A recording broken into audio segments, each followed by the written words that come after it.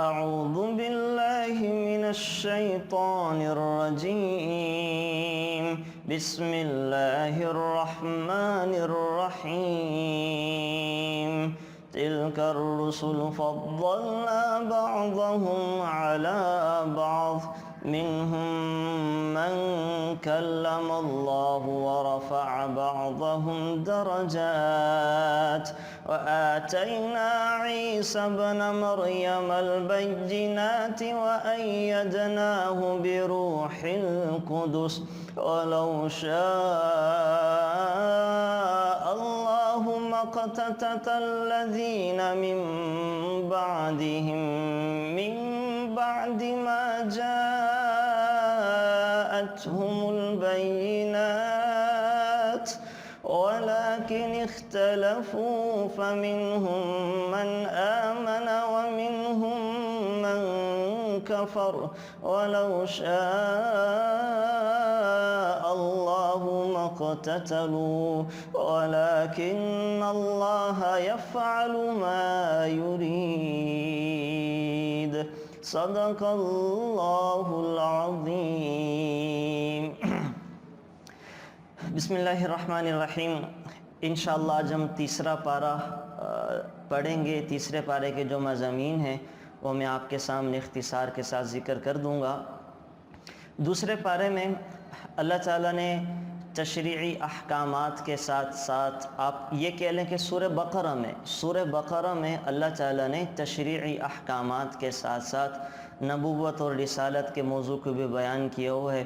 دوسرے پارے کے آخر میں اللہ تعالیٰ خود نبی اکرم صلی اللہ علیہ وسلم کی نبوت کی گواہی دے رہے ہیں اور اللہ تعالیٰ فرما رہے ہیں تِلْكَ آیات اللہ نَتْلُوهَا عَلَيْكَ بِالْحَقِّ وَإِنَّكَ لَمِنَ الْمُرْسَلِينَ. یہ آیات ہیں جو ہم نے آپ پر تلاوت کی ہیں حق کو ظاہر کرنے کے لیے. وَإِنَّكَ لَمِنَ الْمُرْسَلِينَ. کئی تاکیدیں ہیں. ان کا لفظ عربی زبان میں تاکید بیان کرنے کے لیے آتا ہے. آگے لمن یہ لام بھی تاکید کے لیے آتا ہے. تو اللہ کہہ رہے ہیں بے شک میں اللہ کہہ رہا ہوں کہ آپ میرے رسولوں میں سے ہیں, آپ میرے رسول ہیں. تو دوسرے پارے میں آپ ایک چیز اور ذہن میں رکھیں, یہ جو قرآن کریم کے پارے ہوتے ہیں ہر پارے میں ربط ہوتا ہے, جوڑ ہوتا ہے. پچھلے پارے کا اگلے پارے کے ساتھ تعلق ہوتا ہے. یہ اللہ کا کلام ہے, یہ بڑا باربط اور بڑا باضبط ہے. اللہ بے ربط باتیں نہیں کیا کرتا. تو پچھلے پارے کے آخر میں اللہ تعالیٰ نے سرکار دو عالم صلی اللہ علیہ وسلم کی نبوت کی گواہی دی. اس پارے کے شروع میں اللہ تعالیٰ انبیاء علیہم السلام کے خصائص ذکر کر رہے ہیں, انبیاء علیہم السلام کی خصوصیتوں کو ذکر کر رہے ہیں. اور اللہ تعالیٰ فرما رہے ہیں پھر تلک الرسل فضلنا بعضهم علی بعض. اللہ تعالیٰ نے کسی نبی کو سیادت اور قیادت عطا کی, جیسے سلیمان علیہ السلام, داؤد علیہ السلام, انہیں انتہائی زیادہ مالدار بنایا, سیادت اور قیادت دی, ساری دنیا کا بادشاہ بنا دیا. کسی کو اپنی ہم کلامی کا شرف عطا کیا, موسیٰ علیہ السلام کو اپنی ہم کلامی کا شرف عطا کیا. اور کسی کی تائید معجزات کے ذریعے کی, عیسیٰ علیہ السلام کو معجزات دیے, حضرت صالح علیہ السلام کو معجزہ دیا, سرکار دو عالم صلی اللہ علیہ وسلم کو معجزات دیے. تو یہ اللہ یہاں پہ تیسرے پارے کے شروع میں اللہ ذکر فرما رہے ہیں کہ ہم نے بعض نبیوں کو بعض پر فضیلت عطا کی ہے, بعض کو وہ خصوصیات دی ہیں جو دوسرے انبیاء علیہم السلام کو نہیں دی. اور ان تمام نبیوں سے بڑھ کر سب سے زیادہ افضل اور سب سے زیادہ اکمل جو اللہ تعالیٰ نے بنایا ہے وہ ہمارے نبی سرکار دو عالم صلی اللہ علیہ وسلم کو بنایا ہے.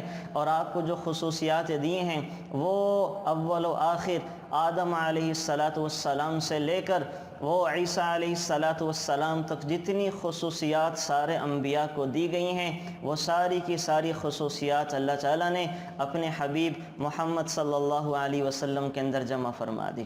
یہی وجہ ہے جبرائیل علیہ السلام نے کہا تھا قلبت مشارق الارض ومغاربها لم ارى اجمل اکمل احسن من محمد صلی اللہ علیہ وسلم، میں نے مشرق مغرب کا چپا چپا چھان مارا ہے لیکن محمد صلی اللہ علیہ وسلم سے زیادہ حسین، جمیل اور کمال والا میں نے کسی کو نہیں پایا۔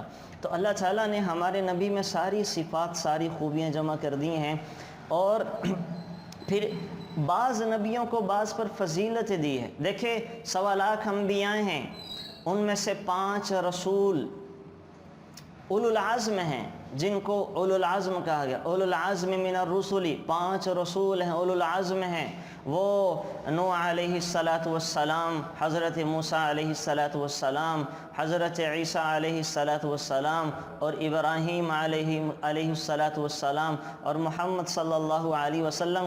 یہ 5 اولو العزم ہیں، یہ 5 اولو العزم انبیاء ہیں۔ ان میں سے پھر ان 5 کو سارے انبیاء پر فضیلت دی، پھر ان 5 میں سے محمد صلی اللہ علیہ وسلم کو فضیلت دی، ان کو سارے نبیوں کا امام بنایا، اور آپ کی امت کو باقی ساری امتوں پر فضیلت عطا کی گئی۔ جیسے ہمارے نبی سارے نبیوں سے افضل ہے، تو امت محمدیہ یہ ساری امتوں سے زیادہ افضل ہے۔ ایک تو یہ چیز اللہ نے ذکر کی۔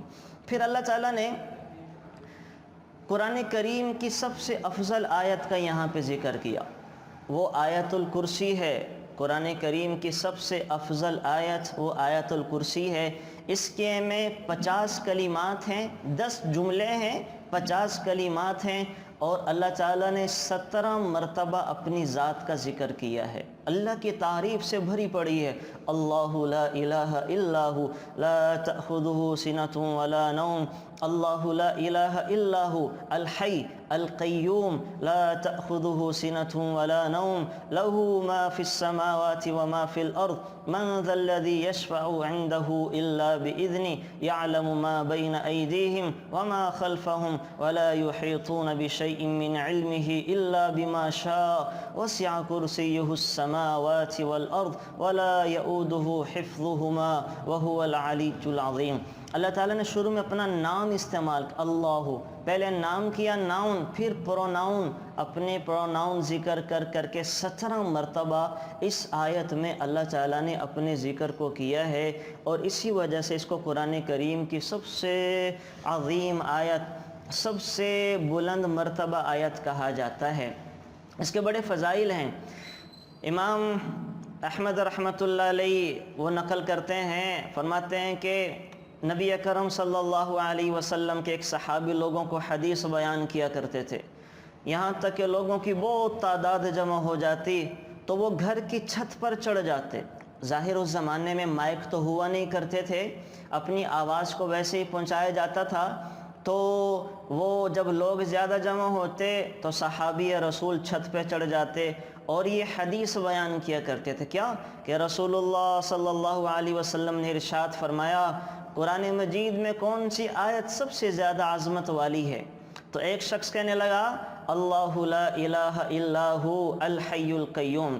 تو وہ صحابی کہتے ہیں کہ نبی اکرم صلی اللہ علیہ وسلم نے اپنے ہاتھ میرے سینے پہ رکھا تو مجھے سینے پر ٹھنڈک محسوس ہوئی، اور نبی اکرم صلی اللہ علیہ وسلم نے فرمایا اے ابو المنذر تجھے تیرا علم مبارک ہو، تجھے تیرا علم مبارک ہو کہ تو نے صحیح جواب دیا۔ قرآن کریم کی سب سے عظمت والی آیت وہ آیت الکرسی ہے۔ پھر ایک روایت ابو ذر غفاری رضی اللہ تعالیٰ عنہ بیان کرتے ہیں کہ میں نے نبی اکرم صلی اللہ علیہ وسلم کے پاس تشریف لایا تو آپ علیہ السلام مسجد میں تشریف فرما تھے، تو میں وہاں بیٹھ گیا۔ میں نے نبی اکرم صلی اللہ علیہ وسلم نے فرمایا مجھے اے ابو ذر کیا تم نے نماز پڑھی ہے؟ میں نے کہا نہیں پڑھی۔ تو آپ علیہ السلام فرمانے لگے اٹھ اور نماز پڑھ۔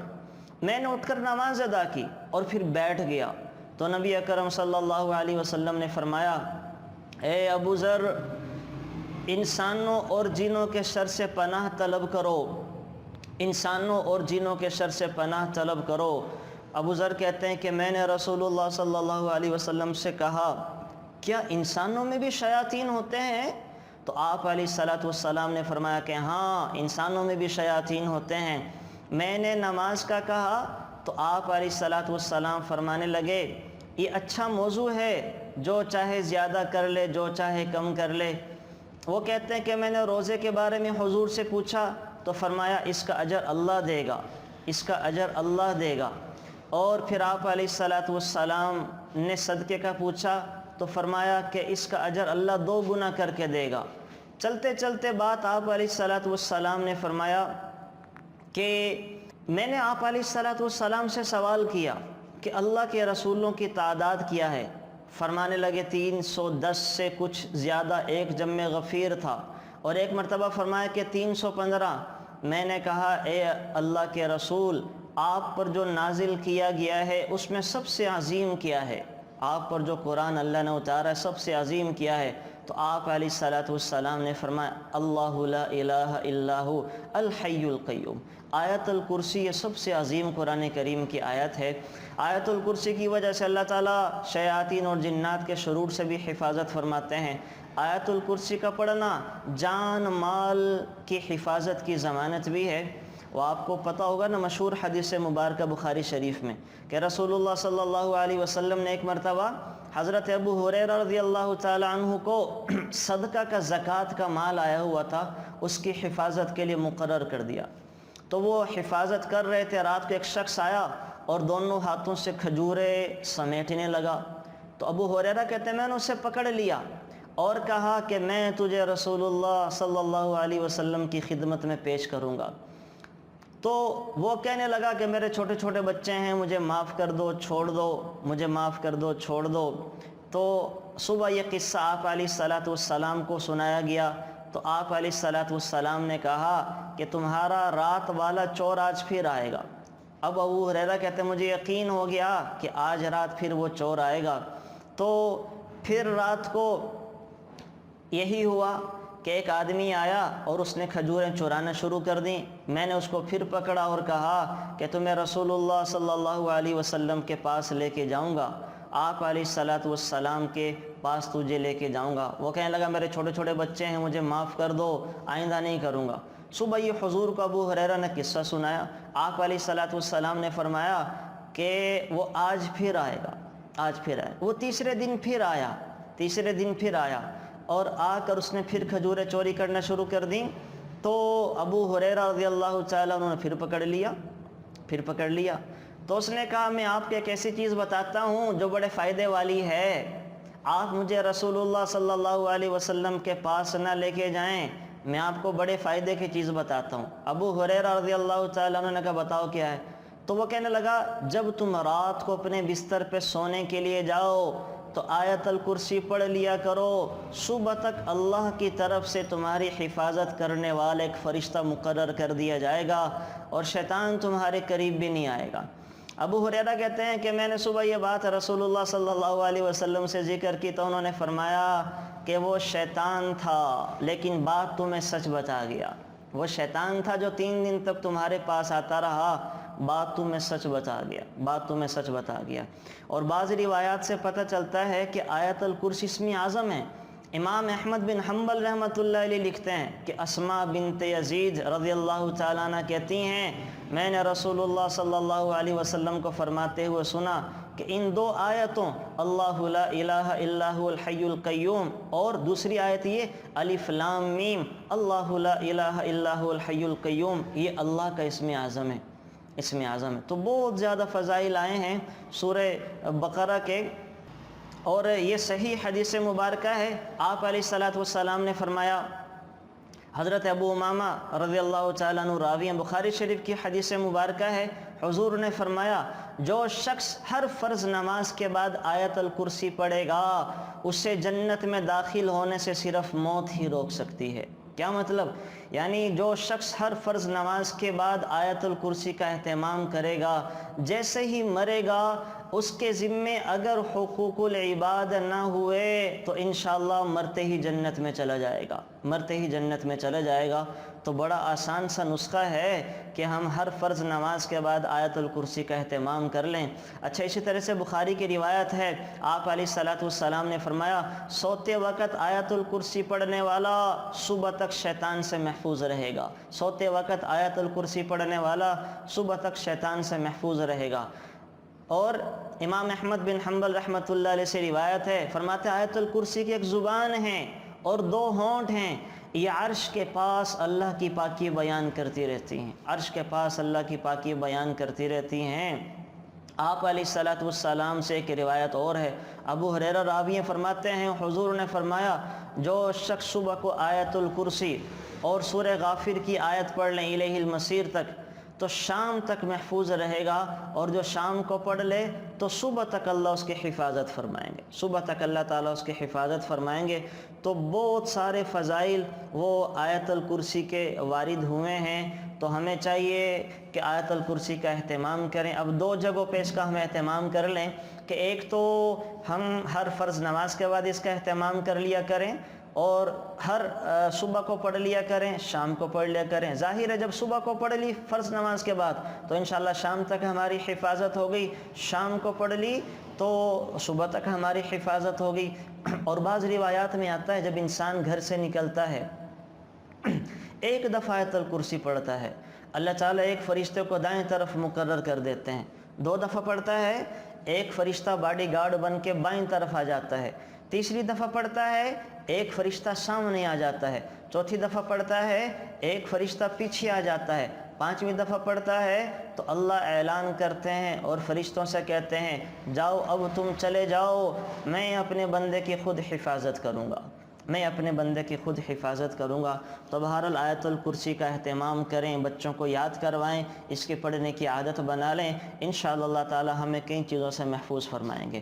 پھر آگے اللہ تعالیٰ چل کے تیسرے پارے میں یہ الم تر الی الذی حاج ابراہیم فی ربہ ان آتاہ اللہ الملک، حضرت ابراہیم علیہ السلام کا نمرود کے ساتھ مکالمہ ذکر کر رہے ہیں کہ جب ابراہیم علیہ السلام نے نمرود سے کہا کہ اللہ ایک ہیں اور اللہ وحدہ لا شریک لہ ہیں، تو نمرود نے دلیل مانگی کہ اللہ زندہ بھی کر سکتے ہیں، مار بھی سکتے ہیں، کہا یہ تو میں بھی کر سکتا ہوں، یہ تو میں بھی کر سکتا ہوں۔ تو اس نے کیا کیا، ایک آدمی جس کو سزائے موت سنا دی جا چکی تھی تو اس نے اس کو چھوڑ دیا، کہا دیکھو یہ قتل کا حقدار تھا، میں نے معاف کر دیا، اور ایک راہ گیر چلتے کو پکڑ کے قتل کروا دیا، تو کہنے لگا دیکھو میں بھی زندہ بھی کرتا ہوں، مارتا بھی ہوں۔ اب یہ احمق بے وقوف نادان تھا، یہ نہیں سمجھ سکا کہ اللہ مردے کو زندہ کرنے پہ قادر ہیں اور کسی نہ چیز کو بنانے وجود پیدا کرنے پہ قادر ہیں، تو زندہ انسانوں کو ان کے ساتھ یہ حرکتیں کر رہا، یہ حماقت کی انتہا تھی۔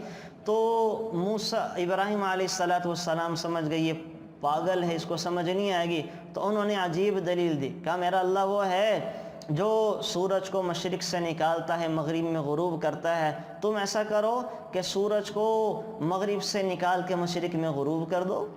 اب یہ حق وق کرے گا، ظاہر ہے یہ کہاں ہو سکتا تھا۔ تو اس انداز میں دلیل دے کر ابراہیم علیہ السلام نے نمرود کو شکست دی۔ دلیل سے بات کرنی چاہیے، اور ہمیں اگلے آدمی کا ہم جس سے بات کر رہے ہیں مینٹل لیول جان لینا چاہیے کہ یہ ہماری بات سمجھ بھی سکتا کہ نہیں سمجھ سکتا۔ جیسے ابراہیم علیہ السلام کو جب نمرود کا مینٹل لیول پتہ چل گیا تو اس کو اس کے انداز میں سمجھایا۔ یہاں سے مجھے یاد آئی ایک بات، یہ تھا نا ایک آدمی تھا کہا کرتا تھا کہ ماں کا حصہ قرآن میں کہاں لکھا ہوا ہے؟ اب واقعتاً وضاحتاً تو اللہ نے کہیں بھی نہیں لکھا جہاں پہ یہ کہا جائے کہ ماں کا حصہ اتنا ہے۔ اب وہ علماء کے پاس گیا، علماء نے سمجھایا تو یہ آیت کہتا نہیں مجھے دکھاؤ ماں کا لکھا کہاں ہوا ہے۔ اب وہ ہمارے ایک بزرگ کے پاس گئے، حضرت تھانوی رحمۃ اللہ علیہ کے پاس، تو ان سے جا کے کہا کہ وہ ماں کا حصہ کہاں لکھا ہوا ہے، تو انہوں نے بھی آیت وہ دکھا دی میراث والی عورتوں کے حصے میں، کہا نہیں ماں کا لفظ کہاں ہے۔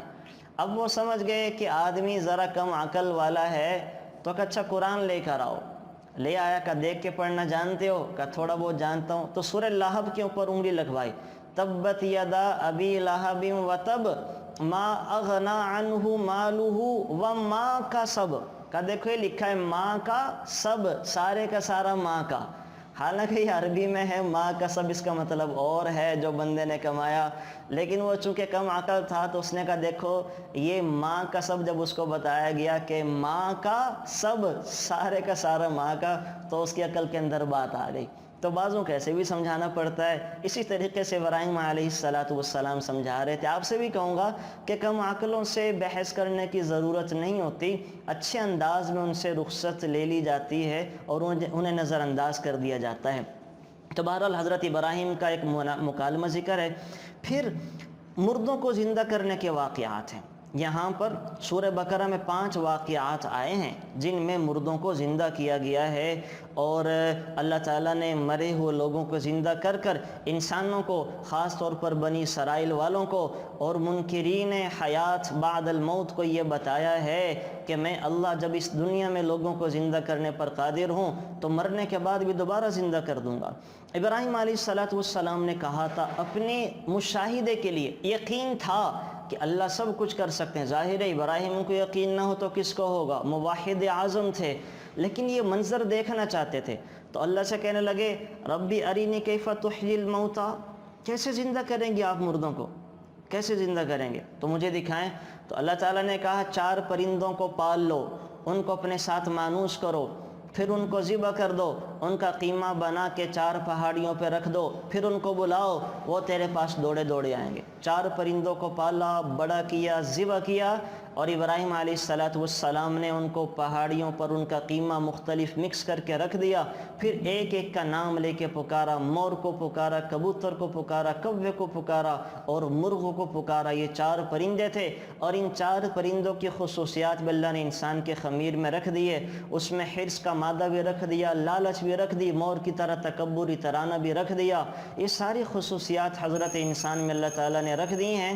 تو ان کو جب حضرت ابراہیم بلا رہے ہیں تو ہڈیاں ان کی جڑنا شروع ہوئیں۔ جو قیمہ مکس تھا ایک پہاڑی سے دوسری جگہ قیمہ گیا، تیسری چوتھی والا وہ ایک جگہ جا کر جمع ہوا، اور اللہ نے ان پرندوں کو جس حالت میں ابراہیم علیہ السلام نے ان کو پال پوس کر بڑا کیا تھا، اسی حالت میں ان مردہ پرندوں کو دوبارہ ابراہیم کے پاس بھیج دیا۔ تو اللہ مردوں کو زندہ کرنے پر قادر ہیں۔ اور دوسرا واقعہ یہاں پر حضرت عزیر علیہ السلام کا پیش آیا۔ عزیر علیہ السلام کو جب بخت نصر نے قید کر لیا، دیکھیں انبیاء کو بھی ظالم کسی کو بھی نہیں چھوڑتے ہیں۔ اللہ تعالیٰ نے بنی اسرائیل والوں کو سزا دی، لاڈلوں کو، اور بخت نصر نے بیت المقدس پر ایسا حملہ کیا، بچوں کو قیدی بنا لیا، ان کی ساری عورتوں کو باندی بنا لیا، اور بوڑھوں کو غلام بنا لیا، اور سارے جوانوں کو اللہ نے قتل کروا دیا۔ اور یہ بنی اسرائیل اللہ کے لاڈلے تھے، اللہ نے ان کے ظلم زیادتی کی وجہ سے ان کے ساتھ پھر یہ کیا، اور بخت نصر ان کے بیت المقدس سے ساری مقدس چیزیں سب کچھ اٹھا کے لے گیا۔ تو عزیر علیہ السلام بچے تھے، ان کے ہاں قید ہوئے۔ جب بڑے ہو کر چھوٹ کر آئیں تو راستے میں کیا دیکھتے ہیں کہ بہت ساری لاشیں ہی لاشیں پڑی ہوئی ہیں۔ تو خیال آیا کہ اللہ ان لاشوں کو اتنے سالوں کے بعد کیسے زندہ کرے گا۔ تو اللہ تعالیٰ کے نبی کے ذہن میں یہ خیال آیا۔ تو ابھی اپنے گدھے کے اوپر سوار تھے، گدھے پر سوار ہیں، ان کے پاس انجیر ہے کھانے کو لیے، اور پینے کو شیرہ تھا، اور یہ چیزیں دونوں وہ ہیں جو خراب ہو جاتی ہیں۔ تو اللہ تعالیٰ نے ان کو سلا دیا۔ کتنے سال سلا کے رکھا؟ 100 سال۔ جب صبح سوئے تھے جب یہ بے ہوش ہوئے سوئے ہیں، اللہ نے سلایا ہے، تو صبح کا وقت تھا۔ جب اٹھے ہیں 100 سال کے بعد تو کیا تھا؟ شام تھی۔ اب ان کا گدھا وہاں موجود نہیں تھا، لیکن ان کا شیرہ وہاں موجود تھا، تر و تازہ، ان کی انجیریں وہاں تر و تازہ موجود تھیں۔ وحی آئی کہ کتنا وقت گزرا تمہیں سوتے ہوئے؟ کہنے لگے لبثت یوما او بعض یوم، دن کا تھوڑا سا حصہ ہوا ہے۔ تو اللہ نے وحی بھیجی کہ 100 سال آپ کو بیت چکے ہیں۔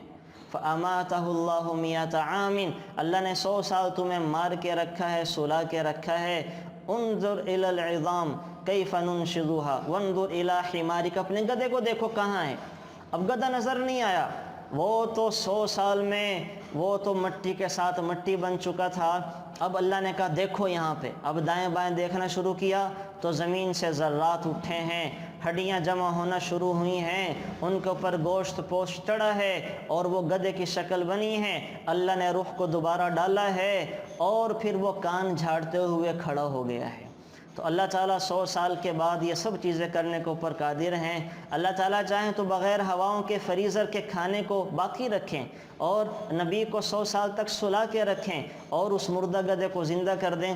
تو اس صورت میں اللہ تعالیٰ نے یہ 5 واقعے جگہ جگہ بیان کیے ہیں۔ 2 تو یہ ہو گئے مردوں کو زندہ کرنے کے، ایک جب حضرت ابراہیم علیہ السلام نے ان 4 پرندوں کو زندہ کیا، ایک جب اللہ تعالیٰ نے حضرت عزیر کی دعا پر اور ان کو دکھانے کے لیے ان کے گدھے کو ان کے سامنے زندہ کیا، اور بنی اسرائیل کے لوگوں نے جب کہا تھا کہ اللہ ہم تجھے دیکھنا چاہتے ہیں تو اللہ تعالیٰ نے ضد کی وجہ سے ان لوگوں کو مردہ کر دیا تھا پھر زندہ کیا، اور وہ قوم جو کل آپ کو بتایا تھا کہ طاعون سے بچنے کے لیے بھاگ گئے تھے، اللہ تعالیٰ نے ان کو مار کر پھر زندہ کیا۔ اور وہ گائے والا جو قصہ تھا، گائے والا کہ وہ گائے کا حصہ اس مقتول کی لاش پر مارا گیا ہے اور مقتول نے پھر کھڑے ہو کر اپنے قاتل کی نشاندہی کی ہے۔ تو یہ 5 واقعے ہیں اللہ تعالیٰ نے یہاں پر ذکر کر دیے ہیں، یہ یہاں پر واقعے پیش آئے ہیں جی۔ اچھا، پھر اس کے بعد اللہ تعالیٰ نے ہمیں اپنے راستے میں خرچ کرنے کا حکم دیا۔ یہ آیات یہاں پہ یا ایھا الذین آمنوا انفقوا من طیبات ما کسبتم، اے ایمان والو تم خرچ کرو میرے راستے میں۔ دین اسلام اصل میں انسانیت، اللہ کے راستے میں خرچ کرنا، اخوت و محبت، فضل و احسان کا دین ہے۔ انسانیت کی فلاح کا کوئی پہلو ایسا نہیں ہے جو دین اسلام نے بیان نہ کیا ہو اور قرآن نے اس کی دعوت نہ دی ہو اور اللہ کے نبی نے اس کی ترغیب نہ دی ہو۔ انداز بدل بدل کے سورہ بقرہ میں اللہ کے راستے میں اللہ کے بندوں پر اللہ کی راہوں میں خرچ کرنے کی ترغیب آئی ہے۔ اب خرچ کرنا کئی طریقے سے ہوتا ہے، خرچ ہم سب کرتے ہیں۔ اب یہاں پہ آپ کو میں کچھ طریقے جو اللہ نے بتائے ہیں اس سورہ بقرہ میں وہ آپ کو میں ذکر کرتا ہوں۔ خرچ ہم سب جگہ کرتے ہیں، اپنے رہن سہن پہ کرتے ہیں، کھانے پینے پہ کرتے ہیں، اپنی آسائشوں پہ کرتے ہیں، پکنک پہ کرتے ہیں، شاپنگ پہ کرتے ہیں، شادی خوشی غمی کے موقعوں پہ کرتے ہیں۔ اللہ کیا چاہ رہے ہیں؟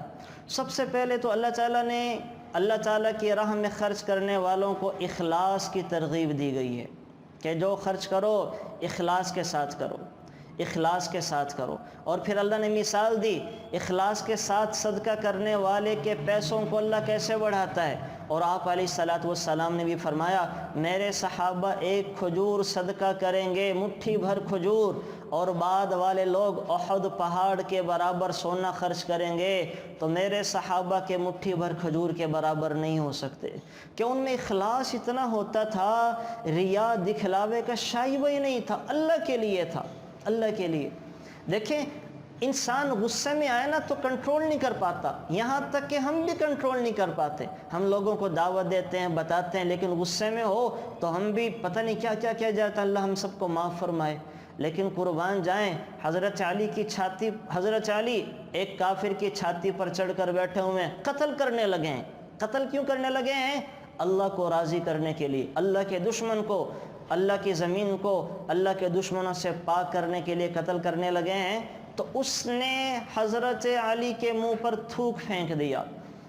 اب دیکھیں حضرت علی کا غصہ بڑھ جانا چاہیے تھا، اب 2 غصے شامل ہو گئے، ایک اللہ کی ذات کے ساتھ شرک ٹھہرانے کا غصہ، دوسرا حضرت علی کے اوپر تھوکنے کا غصہ، 2 غصے اکٹھے ہو گئے۔ لیکن قربان جائیں حضرت علی نے چھوڑ دیا یہ کہہ کر کہ اب میں جو تجھے قتل کرنے جا رہا ہوں یہ اللہ کی وجہ سے نہیں رہا، میرا غصہ شامل ہو گیا، میری ذات بیچ میں آ گئی کہ تو نے مجھ پر تھوکا، اور اب اگر میں تجھے قتل کرتا ہوں تو کہیں یہ نہ ہو کہ میں اپنی ذات کا انتقام لینے کے لیے تجھے قتل کر رہا ہوں۔ یہ ہوتا تھا اخلاص۔ لڑ بھی رہیں اور اخلاص نہیں رہا تو وہ کام بھی چھوڑ دیا۔ تو بہرحال اخلاص جو ہے وہ پیدا کرنا اللہ کہہ رہے ہیں سب سے پہلا حکم، اور اس کی مثال دے رہے ہیں زمین میں کاشتکار کی طرح۔ کیا دے رہے ہیں اللہ تعالیٰ؟ کہ ایک آدمی زمین میں دانہ بوتا ہے اور اس سے 7 بالیاں اگتی ہیں اور ایک ایک بالی میں 100 دانے ہوتے ہیں، تو اسی طرح اللہ تعالیٰ اخلاص کے ساتھ 1 روپیہ خرچ کرنے والے کو 700 نیکیاں بھی عطا کر دیتے ہیں۔ جس کا جتنا اخلاص ہوگا اللہ اس کی نیکیوں کو اتنا بڑھا دیتے ہیں۔ اور دوسری طرف وہ شخص ہے جو محض دکھاوے کے لیے صدقہ کرتا ہے، تو اللہ تعالیٰ نے اسے اس کسان کے ساتھ تشبیہ دی ہے جو اپنی فصل ایسی چٹان پر بوتا ہے جس پر تھوڑی سی مٹی ہو، اگر تیز بارش آ جائے تو مٹی اور بیج دونوں بہہ جاتے ہیں، ساری محنت ضائع ہو جاتی ہے۔ تو بعض لوگ ایسے ہوتے ہیں جو خرچ کرتے ہیں، اگر کوئی آدمی ان کو کہہ دے جی کہ آپ نے تو بڑا پیسہ خرچ کر دیا، آپ نے تو بڑا پیسہ مسجد مدرسے میں لگا دیا، تو وہ اتنے کچے ہوتے ہیں، کہتے ہیں جی بس جی کیا کریں، پیسے تھے میں نے لگا دیے۔ تو جیسے بارش نے اس کی ساری فصل کو ضائع کر دیا، تو ایسے ہی اس کا یہ بول اس کی سارے صدقے کو ضائع کر دیتا ہے، سارے صدقے کو ضائع کر دیتا ہے۔ اور جو اخلاص کے ساتھ صدقہ کرنے والے ہوتے ہیں، وہ اپنے نام نہیں لکھوایا کرتے، وہ اپنے نام کے کیلنڈر چھپوا کر مسجدوں میں نہیں دیا کرتے۔ وہ یہ نہیں کہتے ہیں کہ میں نے خرچ کیا ہے، جناب امام صاحب میرا نام لے کے دعا کر دیں کہ فلانے نے یہ دیگ چڑھائی ہے، فلانے نے پیسے دیے ہیں، فلانے نے قالین بچھوا دی، تو میرا نام لے کے دعا کریں۔ نام لے کے تو نیکی ضائع کرنے والی بات ہوتی ہے۔ تو ہم اللہ معاف فرمائے اب مسجدوں مدرسوں میں کام بھی کرواتے ہیں، اپنے ناموں کی تختیاں بھی لگواتے ہیں۔ یہ کیا ہے؟ یہ تو دکھلاوا ہے، بتا رہے ہیں خرچ کر کے کہ ہم نے کیا ہے۔ قالین بھی مسجد مدرسوں میں بچھواتے ہیں، پنکھے بھی لگواتے ہیں، لیکن اپنے نام کی تختیاں بھی لگواتے ہیں۔ یہ کیا ہے؟ یہ دکھلاوا، ریا تو ہے۔ صحابہ تو ایسے کرتے تھے، ایک ہاتھ نے دیا تو دوسرے ہاتھ کو پتہ بھی نہیں چلتا تھا۔ تو اللہ کہہ رہے ہیں یہاں پہ دو طریقے اللہ تعالیٰ نے بتا دیے، الذین ينفقون باللیل والنہار سرا وعلانیہ فلہم اجرہم عند ربہم ولا خوف علیہم ولا ہم یحزنون۔ اور اگر اخلاص کے ساتھ صدقہ کیا جائے اس کی بڑی برکتیں ہیں، بڑی برکتیں ظاہر ہوتی ہیں، بڑی برکتیں۔ ہم تو مسلمان ہیں، اگر کافر، یہ تو پہلے زمانے کی امتوں نے خرچ کیا ہے ان مسلمانوں نے، تو اللہ نے ان کو بھی بڑا دیا ہے۔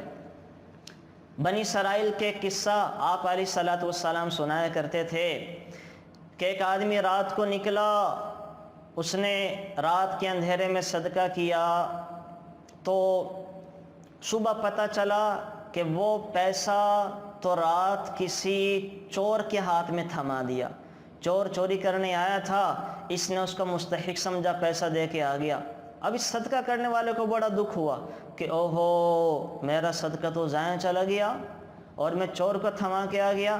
اس نے کہا چلو آج رات پھر صدقہ کرنے جاؤں گا۔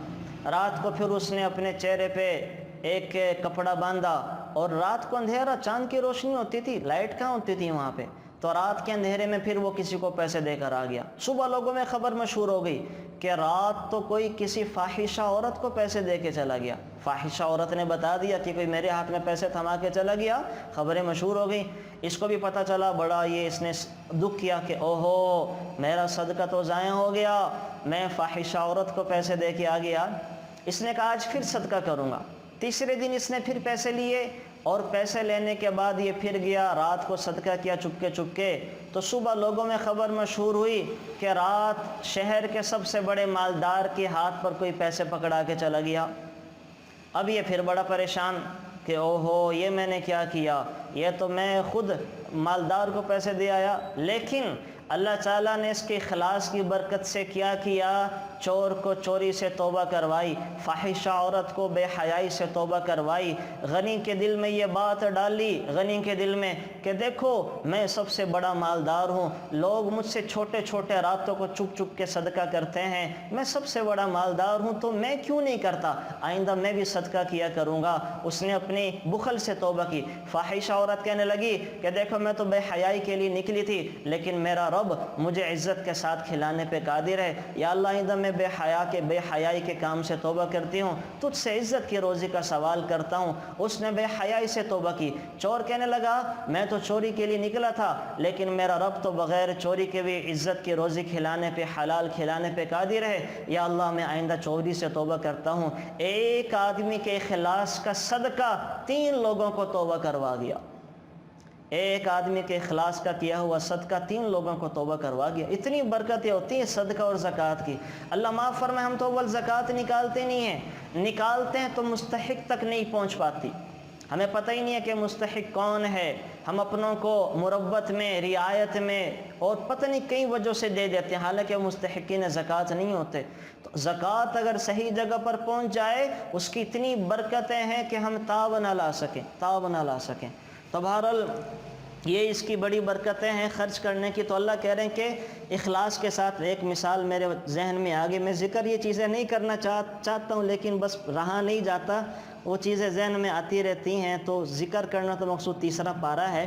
تو بہرحال آگے اللہ تعالیٰ پھر ہمیں بتا رہے ہیں کہ صدقہ اخلاص کے ساتھ دیا جائے، اس کے اندر ریاکاری نہ ہو۔ ریاکاری والا صدقہ ایسے ضائع ہو جاتا ہے جیسے بارش بیج کو لے کے چلی جاتی ہے۔ پھر صدقہ دینے کی شرائط اللہ نے ذکر کی ہیں۔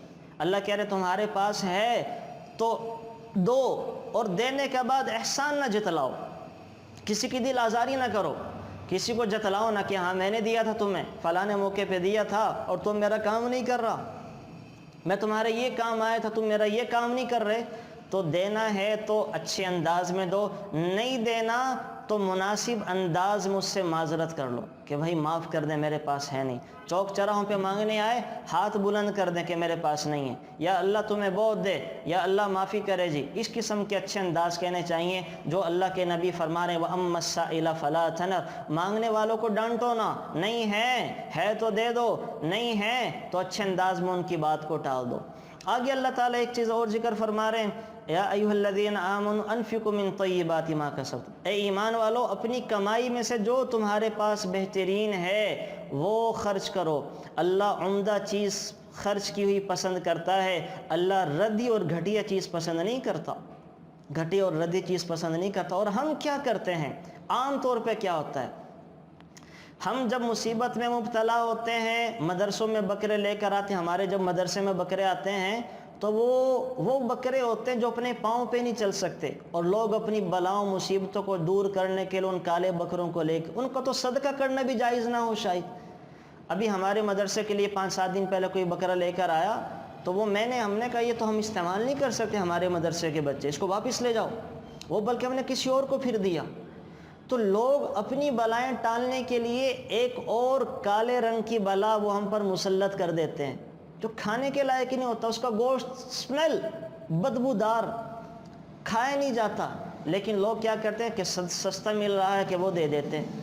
تو اللہ تو پاک ہیں اور اپنے رستے میں اپنی راہوں میں اپنے بندوں پر پاکیزہ اور اچھے مال کو پسند کرتے ہیں۔ ردی گھٹیا چوری والا ڈاکے والا سمگل والا دھوکہ فراڈ سے کمایا ہوا مال اللہ یہ مال پسند نہیں کرتا۔ اللہ تو حلال آمدن حلال مال اور عمدہ چیزیں پسند کرتا ہے، عمدہ چیزیں پسند کرتا ہے۔ قربانی کیا ہے؟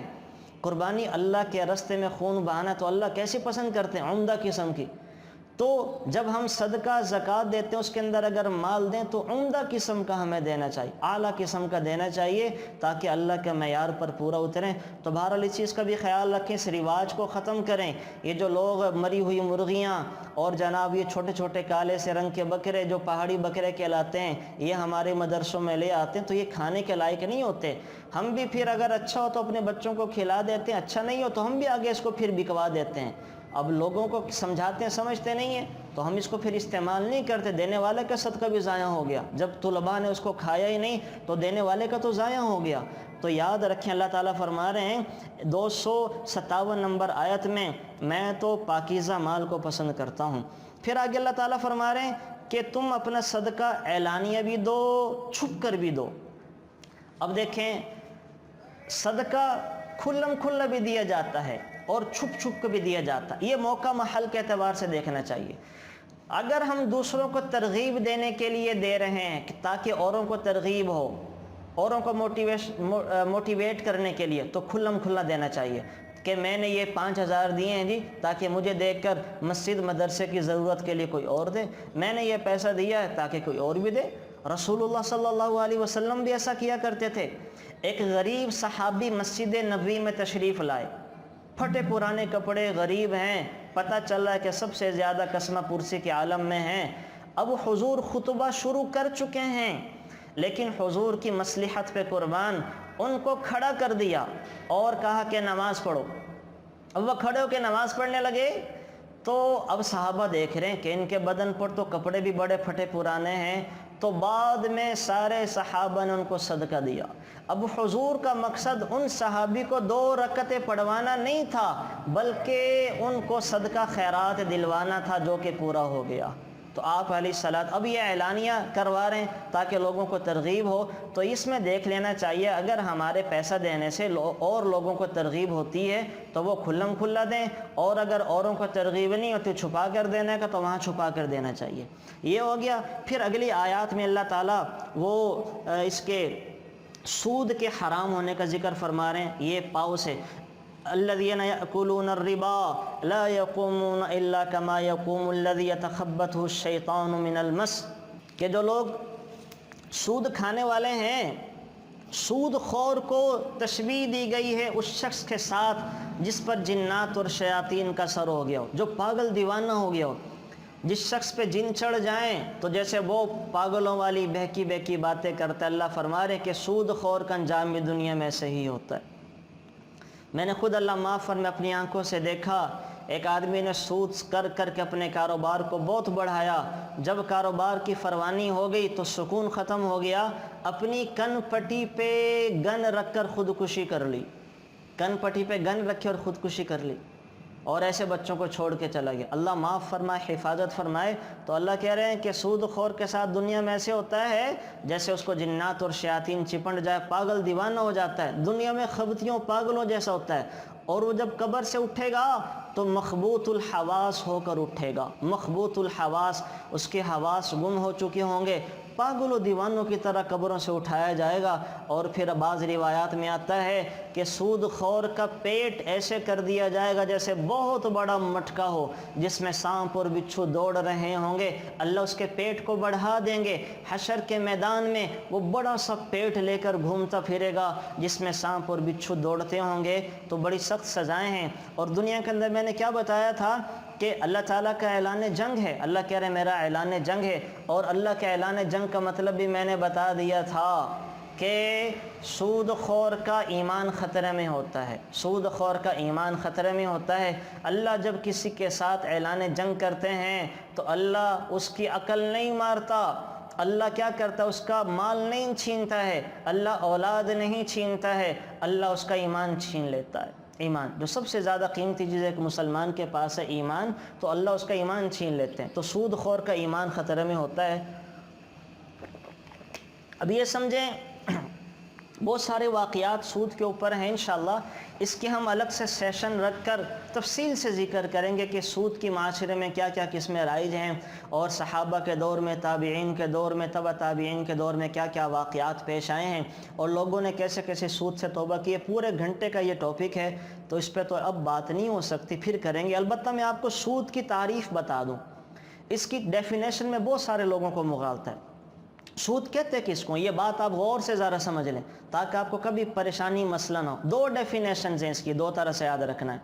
ایک تو کل قرض جر نفعا فہو ربا. آپ علیہ السلام نے فرمایا ہر وہ قرض جو آپ کسی دوسرے کو دیں اور اس قرض کے بدلے میں اس سے اضافی فائدہ لیں, یہ سود ہے. یہ سود ہے. آپ نے کسی کو 1 لاکھ روپیہ بطور قرض دیا اور اس قرض کے بدلے میں آپ کیا کر رہے ہیں, 1,10,000 لے رہے ہیں, یہ بھی سود ہے. اس 1 لاکھ کے بدلے میں آپ اس سے اپنے گھر کے کام بھی مفت میں کروا رہے ہیں, یہ بھی سود ہے. اس 1 لاکھ کے بدلے میں آپ اس سے ناجائز سفارشیں بھی کروا رہے ہیں, یہ بھی سود ہے. آپ اس کو 1 لاکھ دے کر اس کو اپنے ماتحت بنا کر اس سے اور کئی جائز ناجائز کام جو پیسوں سے ہوتے ہیں مفت میں کروا رہے ہیں, یہ بھی سود ہے. یہ بھی سود ہے. اور یہ ہم کرتے ہوتے ہیں, ہم کسی سے قرض دے کر اس کی مجبوریوں سے فائدہ بھی اٹھاتے ہیں, یہ بھی سود ہے. امام اعظم ابو حنیفہ رحمۃ اللہ علیہ نے ایک آدمی کو قرض دیا. جس کو قرض دیا اس کے گھر میں جنازہ تھا, میت تھی. جنازہ پڑھانے کے لیے امام اعظم ابو حنیفہ رحمۃ اللہ علیہ تشریف لے کر گئے ہیں. اب میں آپ کو بتا رہا ہوں کہ بڑے آدمی ویسے بڑے نہیں بنتے. بڑے آدمی چھوٹے چھوٹے گناہوں سے, شک و شبہات سے بھی بچتے ہیں, تب جا کر اللہ ان کو بڑا بناتا ہے. ایسے ہی نہیں بڑا بن جاتے وہ. اب ابو حنیفہ جنازہ پڑھانے اس گھر میں گئے ہیں جن گھر والوں کو انہوں نے قرض دیا ہوا تھا. تو ابھی جنازے میں تھوڑا وقت باقی تھا. کیا کیا, دھوپ سخت تھی, سخت شدت کی دھوپ تھی. ابو حنیفہ رحمۃ اللہ علیہ نے کیا کیا, اچھا اس کی دیوار کے ساتھ ساتھ درخت لگے ہوئے تھے, سایہ تھا وہاں پہ. ابو حنیفہ رحمۃ اللہ علیہ اس درخت کے سایوں میں نہیں بیٹھے، درخت کے دیوار کے سائے میں نہیں بیٹھے، دور آ کر کھیت میں سورج کے نیچے بیٹھ گئے۔ لوگوں نے کہا امام اعظم ابو حنیفہ رحمۃ اللہ علیہ آپ مہربانی کر کے گھر کے سائے میں، درختوں کے سائے میں تشریف لے آئیں۔ فرمانے لگے نہیں، میرا وہاں بیٹھنے کا حق نہیں ہے۔ کہا کیوں آپ نہیں بیٹھ رہے؟ سارے لوگ آپ کی وجہ سے کھڑے ہو چکے ہیں۔ کہا میں نے ان گھر والوں کو قرض دیا ہوا ہے اور میں ان کی کسی چیز سے فائدہ نہیں اٹھا سکتا۔ کہہ رہے میرے نبی نے فرمایا کل قرض جر نفعا فہو ربا، ہر وہ قرض جو آپ کو اضافی فائدہ پہنچائے وہ حرام ہے، تو ان کا سایہ بھی میں استعمال نہیں کر سکتا۔ حالانکہ شرعی اعتبار سے، فقہی اعتبار سے یہ سایہ استعمال کر لینا جائز تھا کہ یہ تو سب کے لیے، یہ کوئی اضافی فائدہ نہیں تھا، لیکن یہ ابو حنیفہ رحمۃ اللہ علیہ کے تقوی کا عالم تھا کہ اتنا تقوی انتہا درجے کا کہ وہ مباح چیز سے بھی فائدہ نہیں اٹھا رہے تھے۔ یہ ہوتا ہے قرض دے کے کسی سے فائدہ اٹھانا سود کے زمرے، ہم ایسا کر رہے ہوتے ہیں۔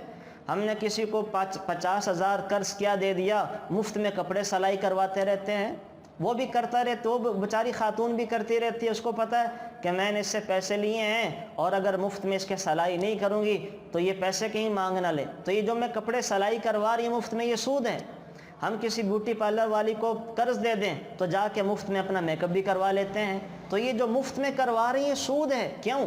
وہ اس وجہ سے کر رہی ہے بیچاری کہ میں نے اس سے قرض لیا ہوا ہے، اگر میں نے مفت میں اس کو تیار نہیں کیا تو یہ اپنے پیسے نہ مانگ لے، تو اور ہم اس کی مجبوری سے فائدہ اٹھا رہے ہوتے ہیں۔ تو اس کی بہت ساری مثالیں آپ ان پہ خود غور کر لیں، تو یہ ہوتا ہے سود کی ایک ڈیفینیشن۔ دوسری تعریف کیا ہے کہ ایک متعین مقدار روپیہ، پیسے کے ایک متعین مقدار متعین مدت کے لیے ادھار دے کر اور معین شرح کے ساتھ نفع یا زیادتی لینے کا نام سود ہے۔ ہم نے کسی کو 1,00,000 روپے ادھار دیے 1 سال تک کے لیے، 1 سال تک کے لیے، اور 1 سال ادھار پر ہم نے ایک متعین شرح سود کر لی کہ آپ مجھے 6% اس کا دیں گے، 7% دیں گے، آپ کا کام چلے نہ چلے مجھے کوئی سروکار نہیں ہے، مجھے بس میرا 7-8% ملنا چاہیے، یہ سود اور حرام ہے، یہ حرام۔ یہ بالکل ایسے جیسے ہم بینکوں میں پیسے رکھوا دیتے ہیں، بینک والے کہتے ہیں بھائی ہمارا کام چلے نہ چلے ہم اس پیسے کا مٹی بنائیں، سونا بنائیں، جہاں مرضی استعمال کریں، آپ گھر بیٹھیں آپ کو 7%، 8%، 10% ملتا رہے گا۔ تو یہ متعین کر کے اس طرح سے لے لینا یہ سود ہے، یہ حرام ہے، یہ ناجائز ہے۔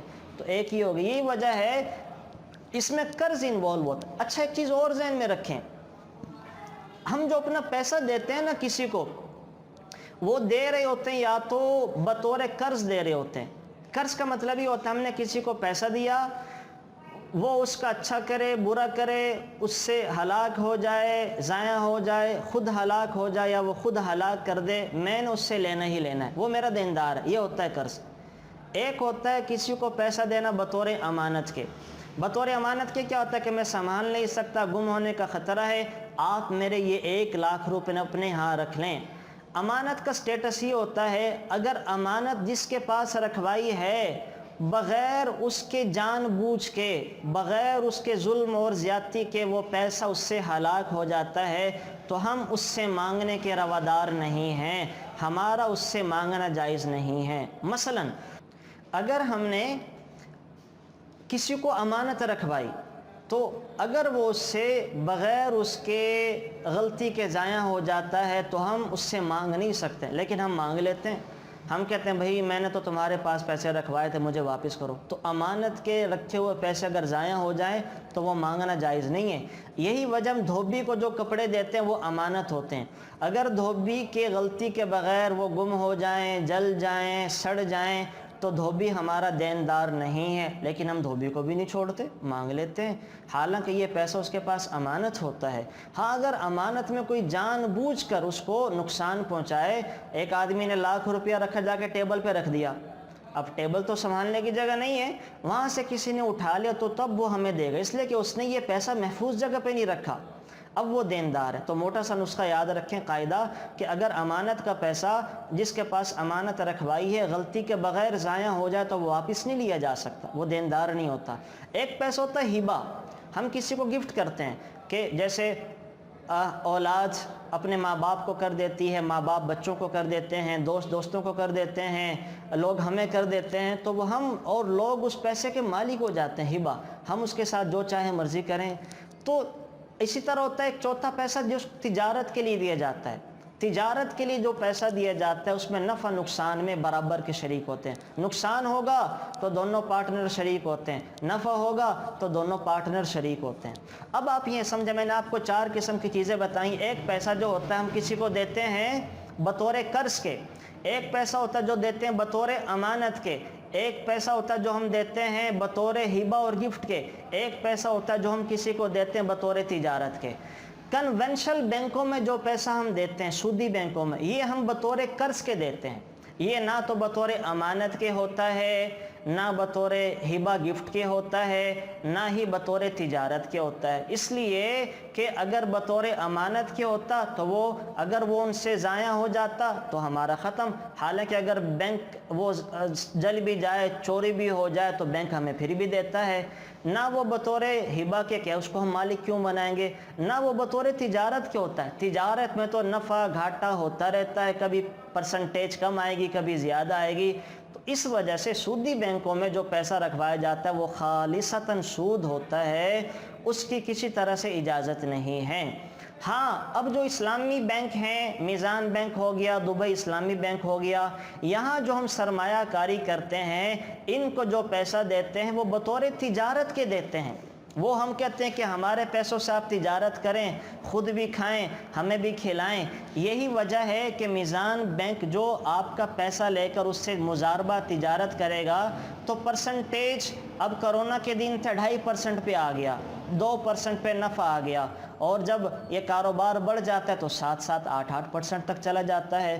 تو خدا را اپنا پیسہ یہ کنونشنل بینکوں سے نکال کر، سودی بینکوں سے نکال کر یہ اسلامی بینکوں کے اندر اگر رکھوانا ہی ہے تو رکھوا لیں۔ وہاں آپ کا البتہ نفع کم ہو جاتا، کبھی کسی مہینے تھوڑا، کسی مہینے زیادہ، وہ جیسے جیسے تجارت ہوتی رہتی ہے نفع نقصان وہاں پہ ویسے ویسے چلتا رہتا ہے۔ تو سود سے بچنے کا طریقہ اسلام نے ہمیں یہ تجارت کا بتایا ہے۔ ہمارے پاس 50 لاکھ کروڑ ہے، ہم اس کو خود سے کاروبار نہیں کر سکتے تو اس کو اسلامی بینکوں میں جمع کروائیں، وہ ہمارے پیسے سے تجارت کریں گے، خود بھی کھائیں گے، ہمیں بھی کھلائیں گے، جو کہ بہترین طریقہ ہے۔ اچھا، اسی طریقے سے ہم جو ہے یہ جائز کیش وغیرہ ان میں 1000 روپے رکھوا کے ایزی پیسہ اکاؤنٹ میں 2000 روپے رکھوا دیتے ہیں، اور وہ ہمیں کیا دیتے رہتے ہیں، منٹس دیتے رہتے ہیں اور جی بیز دیتے رہتے ہیں۔ یاد رکھیں یہ منٹس بھی سود ہیں اور وہ جو ڈیٹا ہمیں پرووائڈ کرتے ہیں وہ بھی سود ہے۔ کیوں؟ یہ جو ہم ایزی اکاؤنٹ کے اندر، ایزی پیسہ اکاؤنٹ میں 2000 روپے جمع کروا رہے ہیں، اس کا سٹیٹس کیا ہے؟ یہ بطور قرض کے ہوتے ہیں، یہ ہم ان کو قرض دے رہے ہیں۔ قرض کیوں ہے؟ دیکھیں یہ امانت بن نہیں سکتا۔ اگر ان کے پاس یہ ہلاک ہم مانگتے ہیں، کہتے ہیں واپس کرو، ان کو ہبہ گفٹ ہم کرتے نہیں ہیں، تجارت وہ اس سے کرتے نہیں ہیں، تو باقی کیا بچا؟ یہ قرض ہے۔ ہم ان کو قرض دے رہے ہوتے ہیں، وہ ہمارے دیندار ہوتے ہیں، اور ہر قرض کے بدلے میں جو ہمیں منٹس ملیں گے، جو ڈیٹا ملے گا، جو اضافی وہ ہمیں سہولیات فراہم کر رہے ہیں، وہ سارے کے سارا سود ہوتا ہے، حرام ہوتا ہے، جائز نہیں ہے۔ ہاں، اس کے اگینسٹ جو ہمیں فیسیلیٹیٹ کر رہے ہوتے ہیں کہ آپ ہمارا کارڈ یوز کریں، آپ کو پیزا فری میں مل سکتا ہے، آپ کو میک ڈونلڈ کی چیزیں اتنے پرسنٹیج پہ دی جا سکتی ہیں، پیزا ہٹ والوں کا پیزا اتنے پرسنٹیج پہ جا کے مل جائے گا، تو یہ جائز ہوتا ہے، یہ وہ فیسیلیٹیٹ کر رہے ہوتے ہیں، اس کی اجازت ہوتی ہے۔ تو بہرحال سود کے بارے میں کچھ چیزیں میں نے ذکر کر دیں، کام کافی سارا رہ گیا، ٹائم تھوڑا رہ گیا۔ تو بہرحال سود کی سزائیں بھی سنا دی، دنیا کی بھی آخرت کی بھی۔ اللہ تعالیٰ اعلان جنگ بھی کر رہے ہیں اور سود چھوڑنے کا حکم بھی فرما رہے ہیں۔ پھر اللہ تعالیٰ نے اگلی جو آیت ہے یہ بڑی ضروری ہے آپ کو بیان کرنا۔ یا ایھا الذین آمنوا اذا تداینتم بدین الی اجل مسمى فاکتبوا۔ اللہ کہہ رہے ہیں کہ جب تم لین دین دیا کرو، کیا کرو تو لکھ لیا کرو۔ قرآن کریم کی سب سے بڑی آیت ہے یہ، ایک صفحے کی آیت مداینہ، سب سے بڑی آیت۔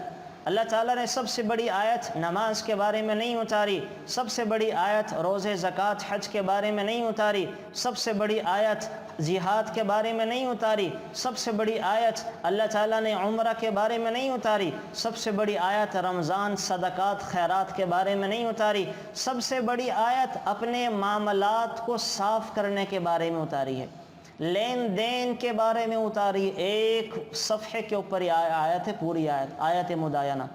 اللہ تعالیٰ کہہ رہے ہیں کہ لین دین صاف کیا کرو، دو بھائی آپس میں لین دین کرتے ہو تب بھی لکھت پڑھت کر لیا کرو، دو بہنیں لین دین کرو، کسی کو پیسے ادھار پہ دو دو لکھت پڑھت کر لیا کرو۔ یہ میرے نبی کی سنت ہے کہ اگر بغیر لکھت پڑھت کے فوت ہو گئے اور دین باقی رہا تو بہن نے بھی کوئی معاف نہیں کرنا، بہن نے ساری کمائی دنیا کی لے جانی ہے، ساری نیکیاں لے جانی ہے، بھائی نے بھی معاف کوئی نہیں کرنا ہے، دوستوں نے بھی معاف کوئی نہیں کرنا، ساری کمائی ہماری دنیا کی لے جائیں گے جو نیکیوں کی شکل میں ہم نے کی ہے۔ تو اللہ کہہ رہے ہیں کہ لین دین کو صاف کرو، سب سے بڑی آیت ہے۔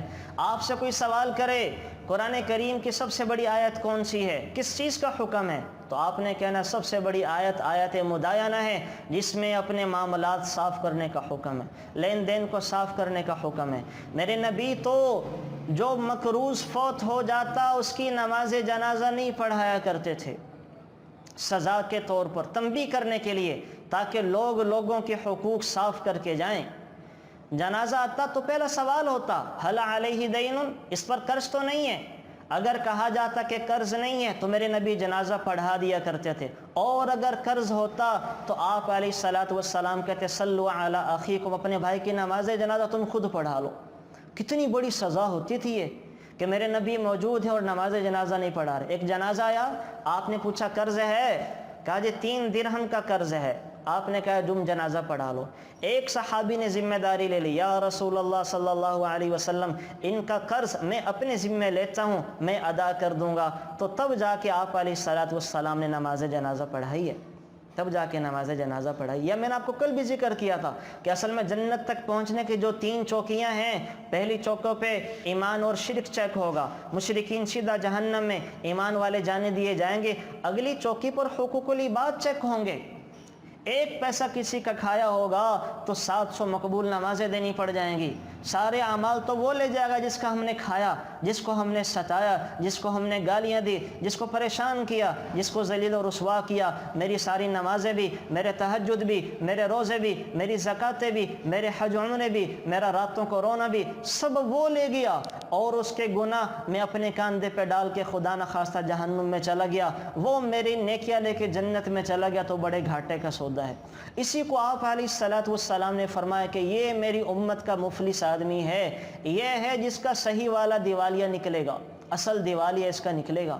تو اللہ نہ کرے کہ ہم اور آپ میں سے کوئی ایسا ہو، تو اسی لیے قرآن نے اس کے اوپر بڑا زور دیا اپنے معاملے کو صاف کرو۔ ایک موٹا سا ضابطہ یاد رکھیں، ایک قول ہے، یہ مجھے نام نہیں یاد آ رہا کس کا، فرمایا کرتے تھے تعاشروا کالاخوان وتعاملوا کالاجانب، رہو بہن بھائیوں کی طرح، بہنیں بہنوں کی طرح رہیں، عورتیں مرد مردوں کے ساتھ بھائیوں کی طرح رہیں، رہو بھائیوں کی طرح، تعاملوا کالاجانب، لیکن معاملات اور ڈیل کرو اجنبیوں کی طرح، اس میں مروت نہ کرو، اس میں لحاظ نہ کرو، اس میں ساری شریعت کی فارمیلٹیز پوری کرو۔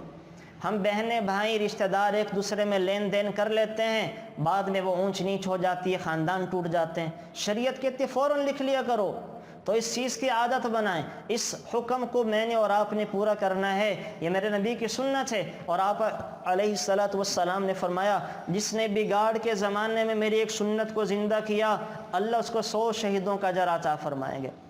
تو میں اور آپ نیت کریں، آئندہ اپنا کوئی بھی معاملہ کریں گے، ڈیل کریں گے، لکھت پڑھت کریں گے، اس کی ساری شرعی فارمیلٹیز پوری کریں گے، تاکہ اللہ کے ہاں ہم جواب دینے سے ہم حفاظت ہو سکے۔ اچھا جی، یہ ہو گیا۔ آگے اللہ نے کچھ تجارت کے اصول بتائے ہیں، پھر آخری 2 دعاؤں پہ ربنا لا یکلف اللہ نفسا الا وسعها لها ما کسبت، یہ اللہ نے آیتیں بتائی ہیں۔ اللہ کہہ رہے ہیں میں کسی انسان پر اس کی طاقت سے زیادہ بوجھ نہیں ڈالا کرتا، کسی انسان پر اس کی طاقت سے زیادہ وبال اور بوجھ نہیں ڈالا کرتا۔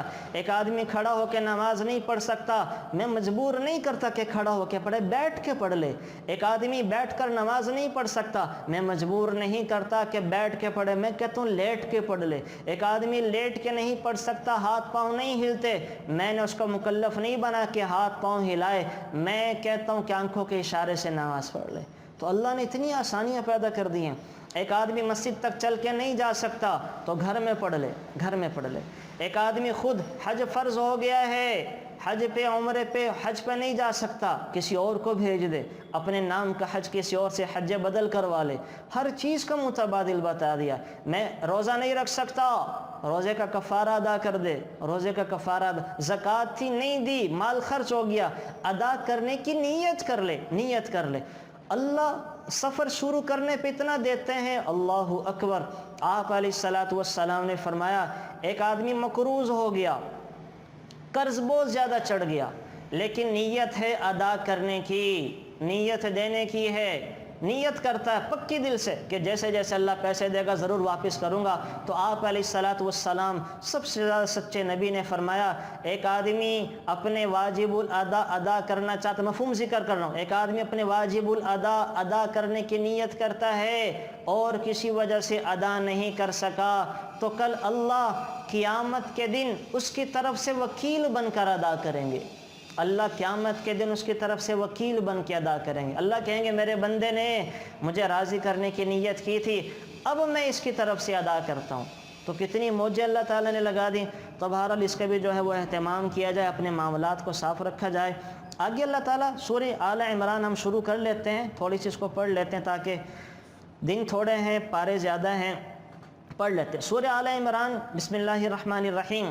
سورہ آل عمران کو آل عمران کیوں کہتے ہیں؟ یہ بھی شروع ہوئی الف لام میم اللہ لا الہ الا هو الحی القیوم سے، حروف مقطعات سے۔ آل عمران کہنے کی وجہ یہ چونکہ اس میں حضرت عمران، حضرت مریم کے خاندان کا قصہ ہے، اس وجہ سے اس کا نام ہی آل عمران رکھا گیا، اس سورت کا نام آل عمران۔ اچھا جی، اس سورت کی جو شروع کی 60 آیات ہیں اس میں نجران کے ایک وفد کا ذکر ہے، 80 آیات میں بلکہ۔ ہوا یہ تھا نجران سے عیسائیوں کا ایک وفد آپ علیہ الصلوۃ والسلام کی خدمت میں حاضر ہوا۔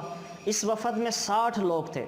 وفد کے شرکاء نے بحث شروع کی اور یہ ثابت کرنا چاہا کہ عیسیٰ علیہ الصلوۃ والسلام اللہ کے بیٹے ہیں، اللہ کے بیٹے ہیں۔ اور اس سلسلے میں انہوں نے قرآن کی آیات پیش کی، کہا کہ دیکھیں قرآن میں بھی تو ہے عیسیٰ کلمۃ اللہ، روح اللہ۔ جب روح اللہ ہیں تو اللہ کے بیٹے ہوئے، کلمۃ اللہ ہیں تو اللہ کے بیٹے ہوئے۔ تو ان کے اس غلط استدلال میں اللہ نے جواب دیا کہ قرآن کریم کی آیات 2 قسم کی ہیں۔ یہ بڑی سمجھنے کی بات ہے۔ قرآن کریم کی آیات 2 قسم کی ہیں۔ بعض آیات وہ ہیں جو اپنی مراد پر دلالت کرنے میں بالکل واضح ہیں، جن کا مطلب مفہوم پڑھتے ہی سمجھ میں آ جاتا ہے، ایسی آیات کو محکمات کہا جاتا ہے۔ جیسے اللہ نے کہا اللہ لا الہ الا ہو، اللہ ایک ہے، لا شریک لہ، اس کا کوئی شریک نہیں ہے، سود حرام حرام ہے، خنزیر حرام حرام ہے، جنت کا ذکر، جہنم کا ذکر، تجارت کے، یہ سب سنتے ہی پڑھتے ہی سمجھ میں آ جاتے ہیں۔ ان کو کہا جاتا ہے محکم آیات۔ اور قرآن کریم کا ایک حصہ ان آیات پر مشتمل ہے جن کی حقیقی مراد اور مطلب اللہ ہی جانتے ہیں، ان کو متشابہات کہا جاتا ہے۔ جیسے اللہ تعالیٰ نے فرشتوں کو بنایا، ہم نے یقین کر لیا، پتہ نہیں ہے کیسے سے ہیں، جبرائیل علیہ السلام کے 600 پر کیسے ہیں، اور اللہ عرش کے اوپر جلوہ فروز کیسے ہیں، اور کلمۃ اللہ، روح اللہ کے روح ہونے کا مطلب اور مراد کیا ہے، ان آیات کے مطلب اللہ ہی جانتے ہیں، پڑھ کر یہ سمجھ میں نہیں آ سکتے ہیں۔ اور پھر اللہ فرما رہے ہیں کہ جو حق پر چلنے والے ہیں وہ ہمیشہ محکمات کی پیروی کرتے ہیں، جن آیات میں ہم نے وضاحت کر دی ہے ان کی پیروی کرتے ہیں۔ اور جو کچے فتنہ پرور اور شک و شبہات کا ذہن رکھنے والے ہوتے ہیں وہ متشابہات کی طرف جاتے ہیں، وہ الٹی طرف کو چلتے ہیں۔ یہ بالکل ایسا ہی ہے، ہم نے سیب کی ایک پیٹی خریدی تو سارے سیب بڑے عمدہ قسم کے خوشبودار، ایک سیب تھوڑا سا کہیں سے گلا ہوا تھا، تو میں نے اس کے اوپر انگلی رکھ لی، میں نے کہا یہ کیوں گلا ہوا ہے؟ تو دکاندار کہے گا بھائی جان سارے بہت اچھے ہیں، یہ دب لگ گئی ہے، تھوڑا سا گل گیا ہے۔ تو میں کہوں گا نہیں نہیں اس کی وجہ سے سارے خراب ہو جائیں گے، تو یہ میری بیوقوفی ہے۔ آنکھوں سے دیکھ رہا ہوں کہ ساری پیٹی بہت اچھی ہے، ایک سیب کو دب لگ چکی ہے، لیکن وہ میں گندی مکھی کی طرح وہ کہ گند پر جا کر بیٹھتی ہے اور پھلوں پھولوں کو چھوڑ دیتی ہے۔ تو گندی مکھی کو دیکھا ہے نا، وہ غلاظت پر جا کر بیٹھتی ہے، میٹھی چیزوں پر اچھی چیزوں پر جا کر نہیں بیٹھتی، شہد کی مکھی اچھی چیزوں پر جا کر بیٹھتی ہے۔ تو ان کا حال کیا ہے جو قرآن کریم میں شک و شبہات پیدا کرتے ہیں؟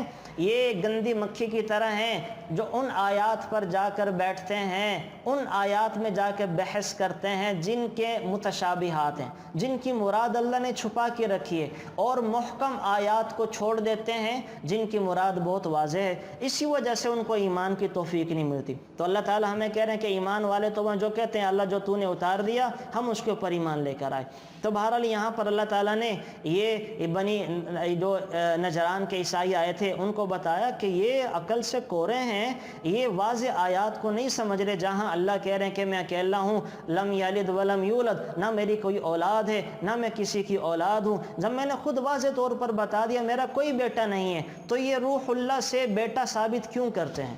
ایک چیز واضح اللہ خود کہہ رہا ہے اور ایک چیز کے اندر ابہام ہے، تو واضح چیز کو چھوڑ کر ابہام کی طرف چلنا یہ کم عقلی بے وقوفی کی علامت ہے۔ آگے اللہ نے فرمایا کہ میرا تو پسندیدہ دین وہ دین اسلام ہے جو ہر زمانے سے چلا آتا ہے۔ پھر اللہ تعالیٰ نے ان کا بنی اسرائیل والوں کا ذکر کیا ہے کہ یہ وہ لوگ ہیں جنہوں نے انبیاء کو قتل کیا، جنہوں نے خون ریزی کی، خون بہایا، جنہوں نے اللہ کے نیک بندوں کے اوپر ظلم ڈھائے، ظلم کے پہاڑ توڑے۔ تو یہاں پہ اللہ نے یہ بھی ذکر کر دیا۔ پھر اگلی آیات میں اللہ تعالیٰ نے 3 قصے ذکر کیے ہیں جو کہ خرق عادت ہیں، عقل میں نہیں آ سکتے، عقل میں نہیں آ سکتے۔ پہلا قصہ حضرت مریم کی ولادت کا ہے، جنہیں عیسائیوں نے اللہ تعالیٰ کی بیوی کہا اور ان کے بیٹے کو اللہ تعالیٰ کا بیٹا قرار دیا، یوں یہ بدترین گمراہی کا شکار ہو۔ عیسائیوں کا عقیدہ ہے کہ حضرت مریم اللہ کی بیٹی ہیں اور حضرت عیسیٰ حضرت مریم اللہ کی بیوی ہیں اور حضرت عیسیٰ اللہ کے بیٹے ہیں۔ حالانکہ ایسا نہیں تھا۔ حضرت مریم کے والد حضرت عمران اللہ کے نیک بندے تھے اور حضرت مریم کی والدہ کا نام حمنہ بنت فاقوس تھا جو بڑی صاحب کردار نیک پاکیزہ خاتون تھی۔ ایک عرصہ تک ان کے ہاں اولاد نہیں ہوئی، بے اولاد چلے آ رہے تھے۔ ایک دن پرندے کو دیکھا کہ وہ اپنے بچے کو دانہ کھلا رہا تھا، تو ان کا بھی دیکھ کر دل مچل گیا اور اولاد کی آرزو پیدا ہوئی، اور اپنے دامن کو پھیلایا، منت مانی، اے اللہ اگر آپ نے مجھے اولاد دی نا تو میں اس کو بیت المقدس کے لیے وقف کر دوں گی، اس کو مدرسے میں چھوڑ دوں گی۔ بیت المقدس مدرسہ تھا۔ یا اللہ اگر آپ نے مجھے اولاد دی نا، ایک پرندہ اپنے چوزے کو دانہ کھلا رہا ہے، یا اللہ میری گود کو بھی ہرا بھرا کر دے، اگر تو نے میری گود کو ہرا بھرا کرا میں اپنی اولاد کو بیت المقدس کی نظر کر دوں گی۔ یہ ہوتے تھے بڑے لوگ۔ اب دیکھیں، اچھا جب ماں باپ نیک ہونا تو اللہ تب مریم جیسی اولاد دیتے ہیں۔ ان کے باپ کی گواہی اللہ دے رہے ہیں، ماں کی نیک دامنی کی گواہی اللہ دے رہے ہیں۔ جب ماں باپ عمران اور حمنہ بنت فاقوس جیسے ہوں تو اللہ تعالیٰ مریم جیسی بیٹیاں پیدا کرتے ہیں۔ جب ماں باپ وہ علی اور فاطمہ جیسے ہوں تو اللہ تعالیٰ حسن حسین جیسی اولادیں پیدا کرتے ہیں۔ جب ماں باپ مبارک اور فاطمہ جیسی ہوں تو اللہ تعالیٰ عبداللہ بن مبارک جیسی اولادیں پیدا کرتے ہیں۔ اور اللہ معاف فرمائے ماں باپ ہی ہوں بے حیا اور اللہ کو ناراض کرنے والے، اللہ سے دشمنیاں مول لینے والے، تو پھر تو اللہ ایسے گھروں میں گلوکار، اداکار، فنکاری پیدا کرے گا، پھر تو اللہ میراثی ہی پیدا کرے گا۔ ماں باپ ہوں برے، چاہیں کہ اللہ ہمیں نیک اولادیں دے دے، ایسا نہیں ہوتا ہے، بڑے قربانیاں دینی پڑتی ہیں، بڑے پاپڑ بیلنے پڑتے ہیں۔ نیک اولاد سب سے قیمتی تحفہ ہے۔ ہمیں تو اچھا سوٹ لینے کے لیے بھی بڑے پاپڑ بیلنے پڑتے ہیں، اچھی گروسری کے لیے بڑی جگہوں پہ جانا پڑتا ہے۔ ایک اچھی اولاد کے لیے نیک بننا بڑا ضروری ہے، بڑا نیکیوں پہ نیکیاں کرنی پڑتی ہے، تب جا کر اللہ ایسی نیک اولادیں دیتے ہوتے ہیں۔ تو اس کے لیے دعائیں بھی کرنی ہیں، خود بھی نیک بننا۔ بہرحال حضرت حمنہ نے حضرت مریم کے والدہ نے دعا کی، اللہ جل شانہ نے دعا سن لی اور خوشخبری سنا دی، لیکن اللہ نے پیدا کر دی بیٹی۔ اور دستور یہ تھا کہ بیت المقدس میں مدرسے میں لڑکوں کو دیا جاتا تھا، لڑکیوں کو نہیں۔ اچھا ایک یہ ہوا۔ دوسرا واقعہ یہ پیش آیا کہ حضرت مریم جو بچی ہیں ان کے والد انتقال کر گئے۔ اب ان کے جو والد عمران تھے انتقال کر گئے اور اپنی منت بھی پوری کرنی تھی، تو مشورے کے بعد یہ کہا گیا کہ منت تو مانی تھی مطلق کہ جو بھی پیٹ میں ہوگا اس کو بیت المقدس کی نظر کر دیں گے، لہٰذا میں اپنی بیٹی کو بیت المقدس کی نظر کرتی ہوں۔ تو ان کی والدہ حمنہ یہ حضرت مریم کو بیت المقدس چھوڑ آئیں۔ اس وقت بیت المقدس کے بڑے تھے حضرت زکریہ علیہ السلام، اللہ کے نبی ہیں، اور یہ ان کی رشتہ دار بھی تھی بچی۔ حضرت زکریہ نے اس بچی کو اپنی کفالت میں لے لیا۔ یہ بچی چونکہ بڑی نیک، بڑی پاک دامن اور ایک بڑے نبی کی ماں بننا تھی، اللہ تعالیٰ نے بچی کی بڑی اچھی تربیت کی اور بچی کا ایمان بہت بڑھایا۔ حضرت زکریہ نے بچی کی کرامتیں دیکھنا شروع کی۔ کیا دیکھتے ہیں کہ یہ کمرے کا تالا لگا کے جایا کرتے تھے کہ کوئی اور نہ کمرے میں آئے۔ جب کمرے کا تالا آ کر کھولتے تو کیا دیکھتے؟ بے موسمی پھل پڑے ہیں۔ اب پھلوں کا موسم بھی نہیں ہے، اندر کوئی آ نہیں سکتا، نہ انسان نہ جنات۔ تو پوچھتے یا مریم انا لکی ھذا، اے مریم یہ پھل رزق کہاں سے آتا ہے؟ قالت ہی من عند اللہ، یہ تو اللہ دینے والا ہے۔ ان اللہ یرزق من یشاء بغیر حساب، وہ جس کو چاہے بغیر سبب کے دینے پہ بھی قادر ہے، وہ سبب کا محتاج نہیں ہے۔ آپ ہوں گے موسموں کے محتاج، آپ ہوں گے کھلے تالوں کمروں کے محتاج، میرا اللہ بغیر موسم کے دینے پہ بھی قادر ہے، میرا اللہ بند کمروں میں بھی رزق کھلانے پہ قادر ہے۔ حضرت زکریہ نے جب معصوم بچی کا یہ ایمان بھرا جواب سنا تو دل میں اولاد کی آرزو پیدا ہوئی۔ حالانکہ اس وقت ان کی عمر 100 سال سے بڑھ چکی تھی، بیوی بوڑھی ہو چکی تھی اور بانجھ بھی تھی۔ ان کی بیوی میں 2 نقص پیدا ہو چکے تھے، بڑھاپا اور بانجھ۔ نہ تو بڑھاپے میں 100 سال کے بعد عام طور پر اولاد ہوتی ہے، نہ ہی بانجھ کی اولاد ہوتی ہے۔ لیکن ایک معصوم بچی کا توکل، یقین حضرت زکریہ کو ہلا کے رکھ گیا۔ انہوں نے اس وقت دعا کی، یا اللہ جب تو بغیر موسم کے پھل دینے پر قادر ہے، بند کمروں میں پھل دینے پہ قادر ہے، تو یا اللہ تو بڑھاپے میں اولاد دینے پہ بھی تو قادر ہے۔ یا اللہ تو ایک بانجھ عورت کو اولاد دینے پہ بھی تو قادر ہے، تو ہر چیز پہ قدرت رکھتا ہے۔ تو دعا کی ربی حب لی من لدنک ذریۃ طیبہ۔ اور یہ وظیفہ بھی ہے، جن کی اولاد نہ ہوتی ہو اس وظیفے کا اہتمام کریں، اللہ انشاءاللہ حضرت زکریہ کی دعا کی برکت سے اولاد دیں گے۔ تو حضرت زکریہ نے دعا کی ربی حب لی من لدنک ذریۃ طیبہ، اللہ پاکیزہ اولاد عطا فرما، اللہ پاکیزہ اولاد عطا فرما۔ اللہ تعالیٰ نے پھر اس دعا کو قبول فرمایا اور ایک بیٹے کی خوشخبری دی جو 4 خوبیوں والا تھا، 4 خوبیوں والا۔ 4 خوبیاں کیا؟ وہ کلمت اللہ کی گویا کہ زبان بنے گا۔ کیا مطلب اللہ کی زبان بنے گا؟ یعنی وہ جو بچہ پیدا ہوگا حضرت زکریہ سے یحییٰ کی شکل میں، وہ حضرت عیسیٰ کی تصدیق کرے گا، ان کو پر ایمان لے کر آئے گا۔ نمبر 2، وہ علم و تقوی اور زہد و عبادت میں اعلیٰ مرتبہ پر فائز ہوگا۔ نمبر 3، انتہائی زیادہ عفیف اور پاک دامن ہوگا۔ نمبر 4، وہ انبیاء اور صلحاء کی جماعت کا ایک فرد ہوگا، اللہ اسے نبی بنا لیں گے۔ تو حضرت زکریہ کی دعا بھی قبول فرمائی اور ان کو جو بیٹا دیا اس میں یہ 4 خوبیاں بھی رکھ دی۔ اور تیسرا جو قصہ یہاں پر پیش آیا وہ کیا ہے؟ ایک تو میں نے آپ کو بتایا ما فوق الفطرت حضرت مریم علیہ السلام، ان کے حضرت عمران اور حمنہ بنت ناقوس والا بے موسمی پھلوں کا آنا۔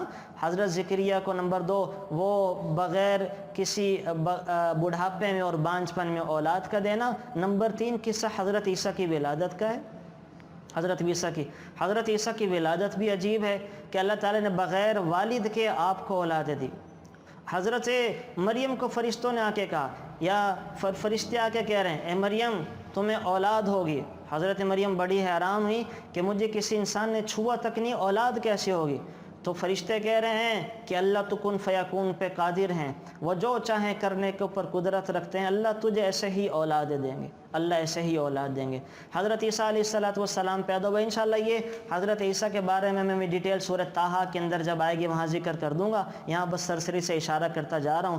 تو حضرت عیسیٰ جب پیدا ہوئے اور مختلف معجزات ان کے سامنے آئے تو یہودیوں نے آپ کو قتل کرنے کا ارادہ کر لیا، یہودیوں نے قتل کرنے کا ارادہ کیا اور اللہ تعالیٰ نے آپ کو بچانے کی تدبیر کی۔ یہودیوں نے کیا کیا؟ قتل کرنے کے لیے یہاں پہ یہ ساری آ گئی، وَمَكَرُوا وَمَكَرَ اللَّهُ وَاللَّهُ خَيْرُ الْمَاكِرِينَ إِذْ قَالَ اللَّهُ يَا عِيسَىٰ إِنِّي مُتَوَفِّيكَ وَرَافِعُكَ إِلَيَّ وَمُطَهِّرُكَ مِنَ الَّذِينَ كَفَرُوا وَجَاعِلُ الَّذِينَ اتَّبَعُوكَ۔ تیسرے پارے کا جو تیسرا پاؤ ہے آخری پاؤ سوری، وہاں سے یہ سارا قصہ شروع ہو رہا جو میں آپ کو سنانے جا رہا ہوں۔ اب حضرت عیسیٰ علیہ السلام کو یہودیوں نے قتل کرنے کا دعویٰ کیا، لیکن اللہ نے آیتیں اتار دیں کہ آپ کو ہم بچائیں گے۔ حضرت عیسیٰ کے بندوں میں سے کسی ایک نے مخبری کر دی کہ عیسیٰ یہاں پر ہیں، کمرے میں گئے ہیں، تو یہودی داخل ہوئے، وہ مخبری کرنے والا بھی داخل ہوا، حضرت عیسیٰ کو پکڑا گیا، سولی پہ لٹکا دیا گیا۔ لیکن اللہ نے اپنی قدرت سے کیا کیا، حضرت عیسیٰ کو آسمانوں پر بلا لیا، اور جو مخبری کرنے والا تھا اس کو حضرت عیسیٰ کی شکل دے کے سولی پہ لٹکا دیا۔ یہودی یہ سمجھے کہ ہم نے اصل والے عیسیٰ کو سولی پہ لٹکا دیا ہے، جبکہ اللہ نے اپنے کلام کے اندر اتار دیا کہ ہم نے عیسیٰ کو اپنے پاس آسمانوں پر بلا لیا، اور اس کی جگہ کسی اور کو سولی پہ لٹکا دیا گیا، کسی اور کو سولی پہ لٹکا دیا گیا۔ اب حضرت عیسیٰ علیہ السلام امت محمدیہ میں آپ علیہ السلام کے امتی بن کے تشریف لائیں گے، جو کہ انہوں نے دعا کی تھی، اور حضرت عیسیٰ، حضرت امام مہدی، یہ دونوں مل کر دجال کے ساتھ لڑیں گے۔ یاجوج ماجوج کے ساتھ جب آئیں گے تو وہ یہ پھر اللہ کہے گا کہ تم پہاڑوں پہ چلے جاؤ، میری اس قوم کا کوئی مقابلہ نہیں کر سکتا، تو اللہ تعالیٰ جو ہیں وہ دجال کو ان کے ہاتھوں سے اور یہودیوں کو شکست ہوگی۔ آپ حیران ہیں کہ دجال اتنا بڑا، ساری دنیا، شیطان کا آخری مہر، آخری پتہ ہے دجال جو وہ پھینکے گا، اور کروڑا کروڑ اربہ ارب انسانوں کو کافر بنا دے گا۔ اللہ نے سمندروں میں چھپایا ہوا، آج تک کسی کو نہیں مل سکا۔ یاجوج ماجوج کی سب سے طاقتور قوم، اللہ نے اس کو سد سکندری کے پیچھے چھپا دیا ہے۔ آج کی سائنس اور قیامت تک آنے والی سائنس اس کو تلاش نہیں کر سکے گی، اللہ جب چاہیں گے نکال لیں گے۔ تو اللہ تعالیٰ نے زمین میں اور پہاڑوں میں پتہ نہیں کیا کیا چھپا کے رکھا ہے، میرے اور آپ کے عقل کی وہاں تک رسائی نہیں ہے۔ تو بہرحال یہی ہوا، اور اللہ تعالیٰ نے دعویٰ کر دیا کہ میں نے وہاں پہ اس کو اٹھا لیا۔ اب یہ ساری باتیں جب عیسائیوں کے متعلق نجران کے عیسائیوں کے سامنے ہوئی ہیں نا، جو میں نے شروع میں کیا تھا کہ وہ جو 60 عیسائی آئے تھے، تو وہ نہیں مانے، وہ کہنے لگے نہیں نہیں، حضرت عیسیٰ تو ہمارے گناہوں کی پاداش میں اور ہمیں نجات دلانے کے لیے سولی پر چڑھ گئے۔ تو آپ علیہ السلام نے پھر کیا کہ مباہلہ، ان کو چیلنج کیا۔ یہ چیلنج کرنا اب کسی کے لیے جائز نہیں ہے، یہ مباہلہ ہوتا ہے۔ مباہلہ کیا ہوتا تھا کہ تم بھی اپنے اہل و عیال کو لے کر آؤ، ہم بھی اپنے اہل و عیال کو لے کر آتے ہیں، خوشو خضو کے ساتھ دعا کرتے ہیں، جو جھوٹا ہوگا وہ آگ میں جل جائے گا، اللہ کے اس کو پڑھلانا چاہے گی۔ تو عیسائیوں کے جب حضور نے یہ کہا چلو مباہلہ کرتے ہیں، تو عیسائی کے بڑے کہنے لگے نہیں نہیں، سچ میں تو یہ اللہ کے نبی ہی ہیں، اگر آج ہم نے ان کے ساتھ مباہلہ کیا تو ہم میں سے کوئی بھی بچ نہیں پائے گا، اپنی نسلوں کو ضائع کر دیں گے۔ تو وہ اپنا سموں لے کے وہاں سے چلے گئے۔ تو یہ جو ہے اللہ تعالیٰ نے یہاں پر یہ حضرت عیسیٰ علیہ السلام کو بھی ذکر کر دیا۔ عیسائیوں نے مباہلہ بھی نہیں کیا بلکہ جزیہ دینے کے اوپر راضی ہو گئے۔ تو یہ واقعہ بیان کرنے کے بعد سورہ آل عمران تمام اہل کتاب کو، خواہ وہ یہودی ہوں یا نصارہ، ایک ایسے کلمے پر اتفاق کرنے کی دعوت دیتی ہے جس کی تلقین انبیاء علیہ السلام نے کی ہے۔ ان تمام سورت کا اور تمام پارے کا خلاصہ کیا ہے؟ وہ کلمہ توحید، لا الہ الا اللہ، ایک اللہ کی وحدانیت کے اوپر اقرار کر لو، اللہ کے سوا کسی کو ساجی اور شریک نہ بناؤ۔ تو انبیاء سے عہد بھی کیا، لیکن یہود و نصارہ کی بدعملیوں، بددیانتیوں اور جھوٹ، یہ ساری چیزیں سورہ آل عمران میں اللہ تعالیٰ نے بتا دی ہیں کہ اللہ تعالیٰ نے تمام انبیاء سے عہد لیا تھا کہ اگر ان کی موجودگی میں آپ علیہ السلام تشریف لے آتے ہیں تو تم سب آپ علیہ السلام پر ایمان لاؤ گے، اور اگر تمہاری موجودگی میں وہ نہیں تشریف لاتے تو پھر تمہارے ذمہ ہے کہ اپنے امت والوں کو، اپنے متبعین کو بتا کر جاؤ کہ ہمارے بعد ایک نبی آئے گا جس کا نام محمد صلی اللہ علیہ وسلم ہوگا، اور اس کے اوپر تم لوگوں نے یقین اور ایمان لے کر آنا ہے۔ لیکن ان لوگوں نے ایسا کوئی نہیں کیا، نہ یہودیوں نے ایسا کیا، نہ عیسائیوں نے کیا۔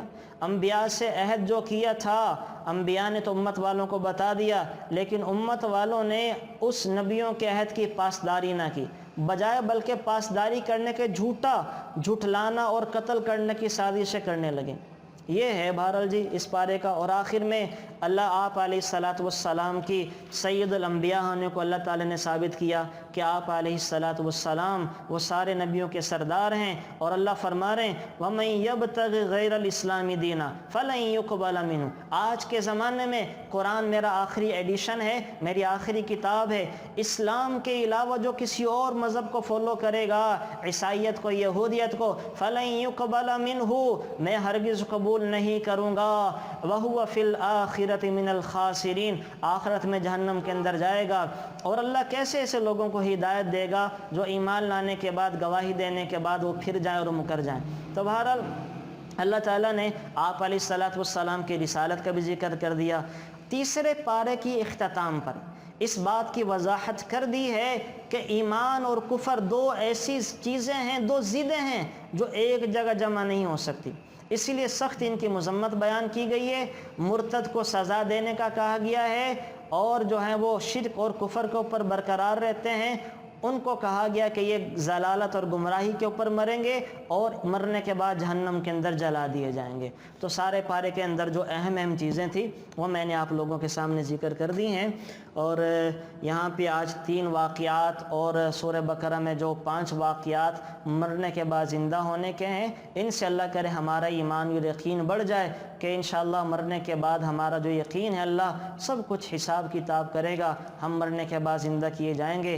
اور پھر سود کی جو ڈیفینیشن میں نے بتائی ہے اس میں ذرا غور کیجئے گا، اس کو سمجھنے کی بھی کوشش کیجئے گا، اور اگر خدا نہ خواستہ کوئی ہم میں سے اس بیماری کے اندر مبتلا ہے اس کے چھوڑنے کی بھی کوشش کریں، اور اپنے معاملات کو، جو سب سے بڑی آیت قرآن کریم کی آیت مدائنہ ہے، تو اپنے معاملات کو صاف کریں، معاملات کو کلیئر کر کے جائیں۔ میرے نبی آخری وقت اپنے معاملات کو صاف کر رہے ہیں، مقروض تھے، اپنے خاندان کے لوگوں سے قرض دلوا رہے ہیں کہ فلانے کا بھی دے دو، فلانے کا بھی دے دو، تاکہ اپنی زندگی میں معاملات صاف کر کے جائیں۔ تو میرے نبی جب معاملات صاف کر کے جا رہے ہیں تو میں اور آپ کیسے وہ بغیر صفائی کے اپنے معاملات کیے چلے جائیں؟ تو معاملات کو بھی صاف کریں، اور اللہ کی ذات کے اوپر ہمارا ایمان اور یقین بڑھ جانا چاہیے، اور جو اسی طرح سے یہ آیت الکرسی کا بھی اہتمام کر لیں۔ جمعہ کے دن جو ہے وہ سورہ کہف پڑھنا مسنون ہے۔ آپ علیہ السلام نے فرمایا سورہ کہف دجال کے فتنے سے بچانے والی ہے، سب سے زیادہ جو دجال کے فتنے سے بچانے والی صورت ہے وہ سورہ کہف ہے۔ سورہ کہف کا اہتمام کریں۔